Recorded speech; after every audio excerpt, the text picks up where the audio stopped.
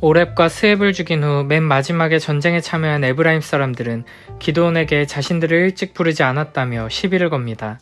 1절부터 3절 말씀입니다. 에브라임 사람들이 기드온에게 이르되 내가 미디안과 싸우러 갈 때 우리를 부르지 아니하였으니 우리를 이같이 대접함은 어찌 됨이냐 하고 그와 크게 다투는지라. 기드온이 그들에게 이르되 내가 이제 행한 일이 너희가 한 것에 비교되겠느냐. 에브라임의 끝물 포도가 아비에셀의 만물 포도보다 낫지 아니하냐. 하나님이 미디안의 방백 오렙과 스앱을 너희 손에 넘겨주셨으니 내가 한 일이 어찌 능히 너희가 한 것에 비교되겠느냐 하니라. 기드온이 이 말을 하매 그때 그들의 노여움이 풀리니라. 아멘. 이 장면은 사사기 내에서 이스라엘 지파끼리 갈등이 일어나는 첫 장면입니다. 에브라임 지파는 기드온의 출신 지파인 므낫세와 함께 요셉의 아들들이며 특히 에브라임은 야곱에게 장자의 축복을 받은 지파입니다. 그래서 그들은 북쪽 지파들 중에서 가장 큰 힘과 영향력을 가지고 있었으면서 주도권을 행사하려는 모습을 자주 보입니다. 이후 12장에서도 입다와 갈등을 겪으며 이스라엘 역사 속에서 계속해서 불평과 불만을 표출하는 지파로 등장합니다. 이후 이스라엘이 남과 북으로 갈라질 때 북이스라엘의 왕이 에브라임 지파에서 나왔으며 북이스라엘은 에브라임이라고 불리기도 했습니다. 지금 에브라임 지파가 기드온에게 강력하게 항의하는 가장 큰 이유는 전리품을 챙기기 위한 욕심 때문입니다. 보통 전쟁에서 세운 공이 클수록 많은 전리품을 챙기게 됩니다. 그러나 에브라임은 전쟁에 가장 늦게 참여했기 때문에 어떻게든 전리품을 더 챙겨가기 위해 기드온에게 항의하는 것입니다. 사실 이 전쟁은 여호와 하나님께서 친히 싸우셔서 승리케 하신 여호와의 전쟁이었습니다. 모든 전리품은 여호와 하나님께 드려야 마땅합니다. 그러나 에브라임은 어떻게든 자신의 몫을 받으려고 하고 있습니다. 여호와의 전쟁에 참여해 영광스러운 일에 쓰임받았다는 것만으로도 감사할 일인데 하나님께 영광 돌리기는커녕 자신의 성과에 대해 집착하고 욕심을 내는 어리석은 모습입니다. 기드온은 에브라임의 자존심을 세워주는 지혜로운 말로 이 문제를 해결합니다. 기드온은 자신들이 어렵게 얻어낸 성과보다 에브라임이 마지막에 잠시 참여해서 이룬 일이 훨씬 더 크고 영광스럽다고 칭찬합니다. 성과를 인정받고 전리품을 충분히 얻을 수 있게 된 에브라임은 기드온의 말을 듣고 노여움을 풀고 돌아갑니다. 강력한 힘을 가진 에브라임 지파와의 갈등을 지혜롭고 겸손한 말로 잘 해결하는 모습입니다. 그러나 기드온은 이어지는 장면에서 전혀 다른 모습을 보여줍니다. 4절부터 9절입니다. 기드온과 그와 함께 앉아 300명이 요단강에 이르러 건너고 비록 피곤하나 추격하며 그가 숫곳 사람들에게 이르되 나를 따르는 백성이 피곤하니 청하건대 그들에게 떡덩이를 주라. 나는 미디안의 왕들인 세바와 살문나의 뒤를 추격하고 있노라 하니 숫곳의 방백들이 이르되 세바와 살문나의 손이 지금 내 손 안에 있다는 거냐. 어찌 우리가 내 군대에게 떡을 주겠느냐 하는지라. 기드온이 이르되 그러면 여호와께서 세바와 살문나를 내 손에 넘겨주신 후에 내가 들가시와 찔레로 너희 살을 찢으리라 하고 거기서 브누엘로 올라가서 그들에게도 그같이 구한즉 브누엘 사람의 대답도 숫곳 사람들의 대답과 같은지라. 기드온이 또 브누엘 사람들에게 말하여 이르되 내가 평안히 돌아올 때에 이 망대를 헐리라 하니라. 아멘.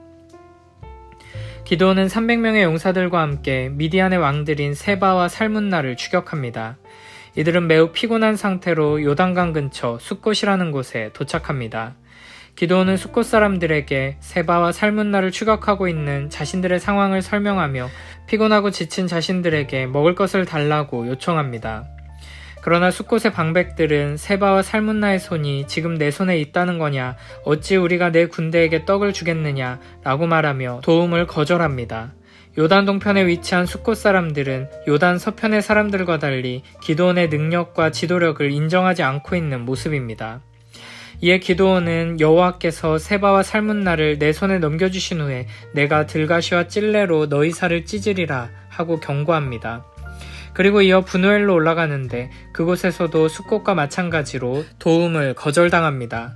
이에 기드온은 브누엘 사람들에게 내가 평안히 돌아올 때 이 망대를 헐리라 라고 말합니다. 사실 숫곳과 브누엘은 미디안과 가장 가까운 지역이었기 때문에 미디안이 쳐들어오면 가장 먼저 수탈을 당하고 가장 크게 가장 자주 고통을 당한 지역이었습니다. 그래서 미디안에 대한 두려움이 커서 섣불리 기드온을 신뢰하며 도와주지 못한 것으로 보입니다. 숫꽃과 분우엘의 이와 같은 반응은 기드온과 함께 하시며 큰 승리를 주신 하나님을 신뢰하지 못하고 여전히 여호와 하나님보다는 미디안을 두려워하는, 하나님보다 세상을 두려워하는 연약하고 어리석은 모습입니다. 그러나 기드온의 반응도 사사다운 모습, 하나님의 사람다운 모습은 아닙니다. 기드온은 숫꽃과 분우엘 사람들에게 복수할 것이라고 맹세하는데 원수 갚는 것은 철저히 하나님의 손에 있기 때문에 드보라도 전쟁에 참여하지 않은 지파에 대해 비난하며 저주를 선언했지만 자신이 직접 원수 갚겠다고 나서지는 않았습니다. 다윗도 나발이 자신을 돕지 않고 무시하자 그를 죽이겠다고 군사를 끌고 갔다가 그의 손으로 원수 갚지 말라는 아비가일의 지혜로운 말을 듣고 돌아간 일이 있었습니다. 이처럼 원수 갚는 것은 여호와의 손에 달린 것인데 기드온은 감히 자신의 손으로 동족에게 원수를 갚겠다고 맹세하고 있는 것입니다. 기드온은 여호와 하나님께로부터 귀하게 쓰임받아 큰 승리를 이루는 중심에 서게 되었지만 오직 여호와 하나님께 영광을 돌리며 하나님을 높여야 하는데 자신의 힘과 능력을 과시하며 자신의 영광을 위해 그 힘과 능력을 사용하는 이상한 방향으로 급격하게 타락해가고 있습니다. 기드온의 말투 속에서 우리는 기드온이 백성들을 그리고 300명의 용사들을 어떻게 대하고 있는지 확인할 수 있습니다. 앞서 7장 2절에서 여호와 하나님께서는 기드온에게 너를 따르는 백성이 너무 많다고 하셨습니다. 이때 너를 따르는 이라는 말을 직역하면 너와 함께하는 백성이라는 의미입니다. 8장 4절에서도 사사기의 저자는 기드온과 함께한 자 300명이라고 표현합니다. 그러나 8장 5절에서 기드온은 나를 따르는 백성이라고 말합니다. 이 말을 직역하면 내 발에 있는 백성이라는 뜻입니다. 기드온은 하나님의 은혜로 말미암아 사사가 되었고 하나님의 은혜로 말미암아 놀라운 승리를 거두게 되었습니다. 그러나 점점 스스로를 높이며 스스로가 하나님의 자리에 올라 교만한 마음을 가지고 함께하는 이들을 낮춰보고 마음대로 힘과 권력을 휘두르는 모습을 보이는 것입니다. 이어서 10절부터 12절에서는 기드온이 드디어 세바와 살문나를 추격해 사로잡는 모습이 그려집니다. 이때 세바와 살문나가 갈골에 있는데 동방 사람의 모든 군대 중에 칼든 자 12만 명이 죽었고 그 남은 15,000명가량은 그들을 따라와서 거기에 있더라. 적군이 안심하고 있는 중에 기드온이 노바와 욥부와 동쪽 장막에 거주하는 자의 길로 올라가서 그 적진을 치니 세바와 살문나가 도망하는지라. 기드온이 그들의 뒤를 추격하여 미디안의 두 왕 세바와 살문나를 사로잡고 그 온 진영을 격파하니라. 아멘. 기드온은 끝까지 포기하지 않고 결국에는 미디안의 두 왕을 사로잡고 그 온 진영을 격파합니다. 어떤 면에서 보면 적군을 끝까지 추격해 사로잡는 끈기와 전쟁을 완전한 승리로 확실하게 마무리 지으려는 거룩한 열정으로 보이기도 합니다. 그러나 사사기 전체의 흐름과 기드온 이야기의 흐름, 특히 이후의 기드온의 행적을 보면 이 원정은 하나님의 뜻에서 벗어난 것이 분명합니다. 기드온은 하나님의 영광을 위해 하나님의 뜻대로 행한 것이 아니라 자기의 욕심으로 행한 것입니다. 그래서 이 전투 장면은 겉으로 보기에는 완전한 승리처럼 보이지만 하나님께서 함께 하셨다는 표현은 등장하지 않습니다.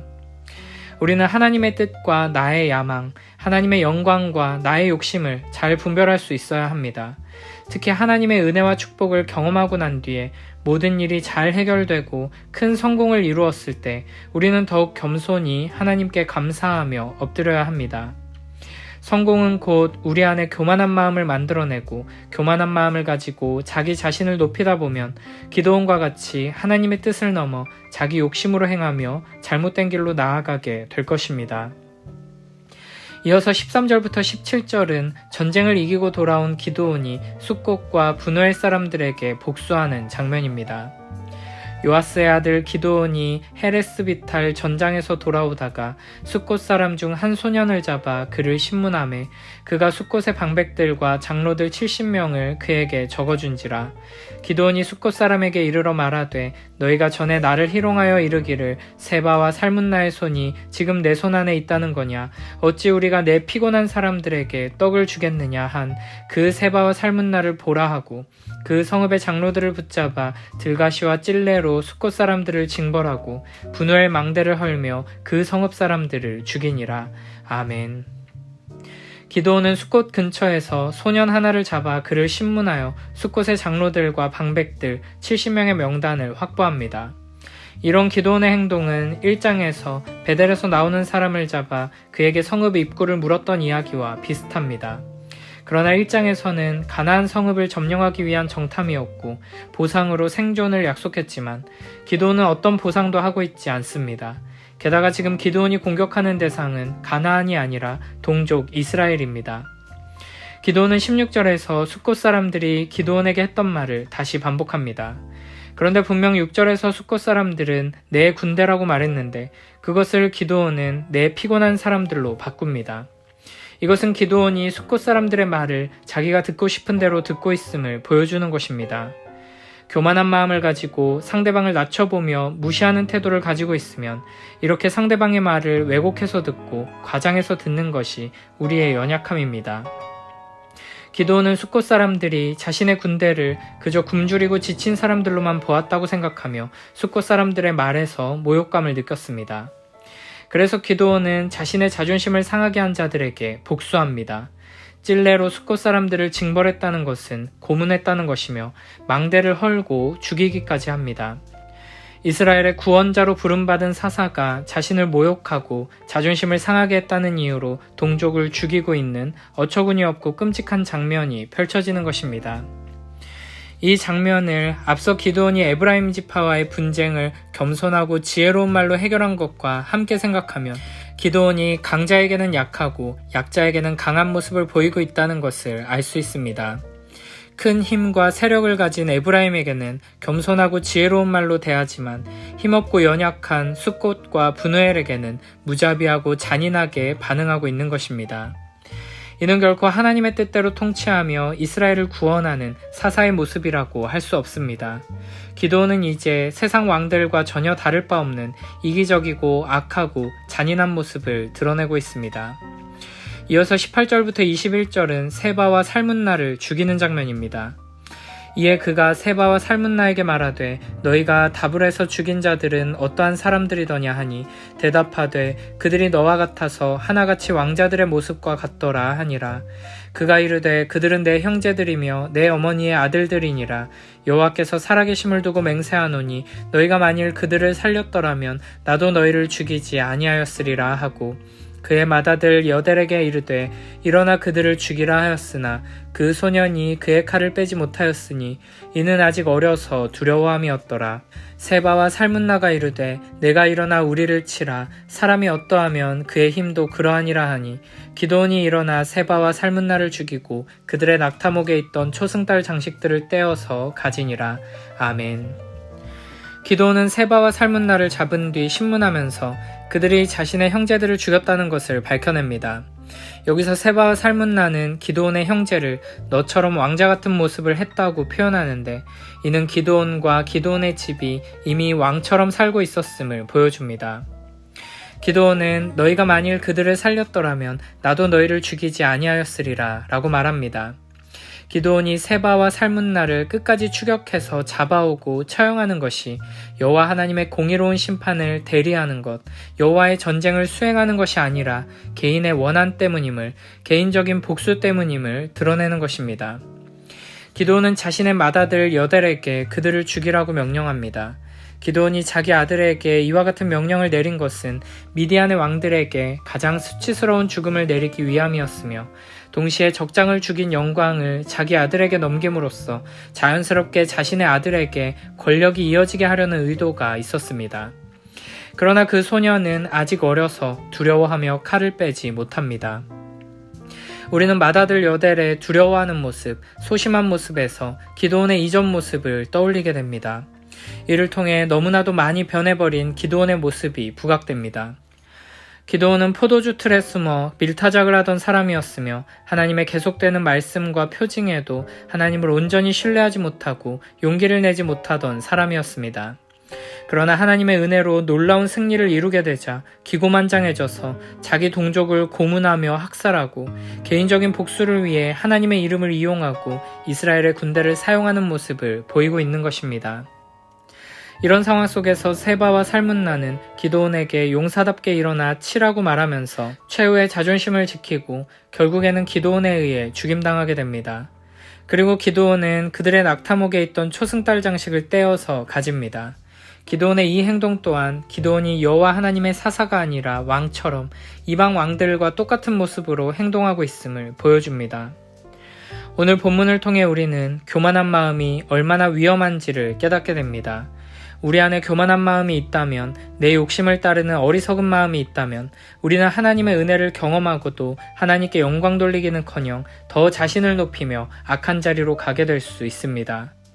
그러므로 우리는 하나님의 은혜를 누리며 놀라운 승리를 경험할 때 더욱 겸손하기 위해 힘써야 할 것입니다. 내가 누리는 모든 것이 나의 공로가 아니고 내가 이룬 모든 것이 나의 힘으로 한 것이 아님을, 사람들이 나를 칭찬하고 높여도 이 모든 영광은 오직 여호와 하나님께서 받으셔야 하는 것임을 우리는 매순간 잊지 말아야 합니다. 하나님을 믿고 의지하여 얻게 된 승리와 축복도 교만한 마음으로 인해 한순간에 무너질 수 있음을 기억하며 항상 하나님의 크심 앞에 겸손히 엎드리고 하나님의 은혜에 감사하는 마음으로 나아가는 복된 우리 모두가 되길 축복합니다.